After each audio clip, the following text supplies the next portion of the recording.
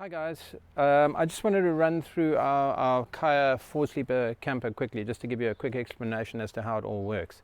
Firstly, it's a drive-on slide-off camper, so you actually attach the legs to the camper, you wind the legs up, you unbolt the camper, and you can drive your vehicle out underneath.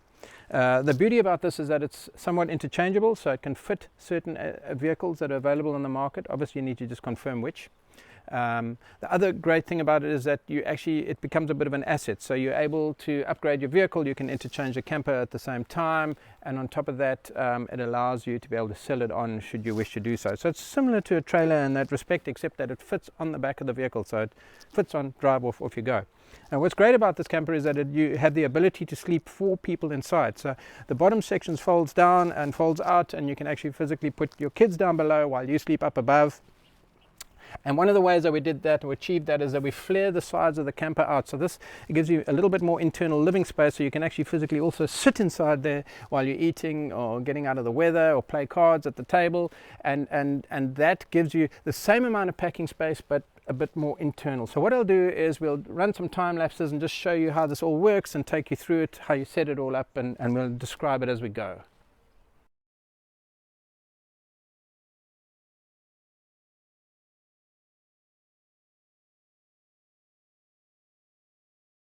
So as you can see, the ease of setting up camp is that good. You release some catches, pop in your spring poles, pop the roof up, and swing out your awning. And the awning obviously just completes the camper from a point of view of creating a fantastically big area that's covered from a little bit of rain, and B, obviously the sun. If you want to, you can add to that by adding some sidewalls to it, so you can create a room around the camper, and then you really do have a little palace on wheels. So on either side of the cars, obviously you've got the cupboards. Kitchen one side, we normally use one side for the kitchen, the other side for recovery.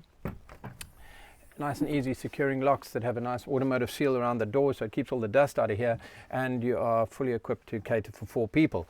On top of that, you've obviously got some added storage area, so we try and use little canvas doors where possible, because it just keeps the weight down.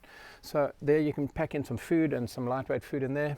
To the left of that, obviously you've got another storage cupboard, so this is more of an equipment-based cupboard. Again, extra storage space. The bigger the doors you're opening up, the more dust that you'll tend to get on your equipment in camp. So if you're not using it, you can close it down. So hence why we tend to use extra doors.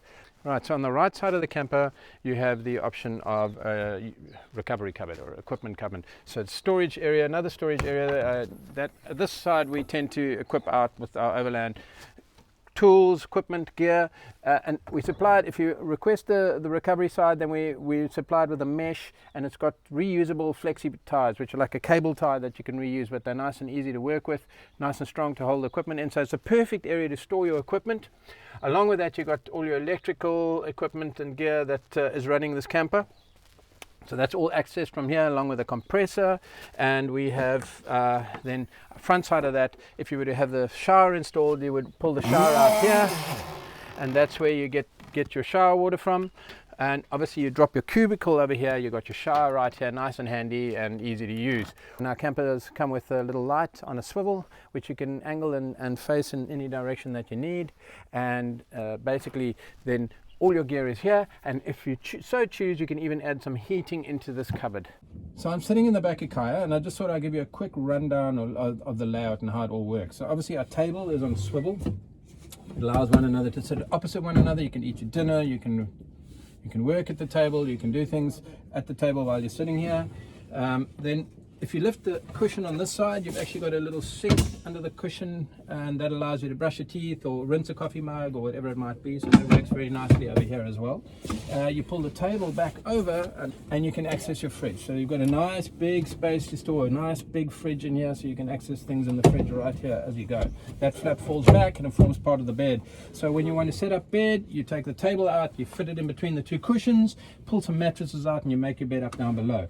In front of that, left and right, you can actually store your camp chairs. So it takes 2 camp chairs either side, and that works very nicely as a little storage space as well. When the chairs are outside in camp, you can put some dirty washing in there or anything that you may want to store in here. So I'll set this up in time lapse, and you can see exactly how the bottom bed section works.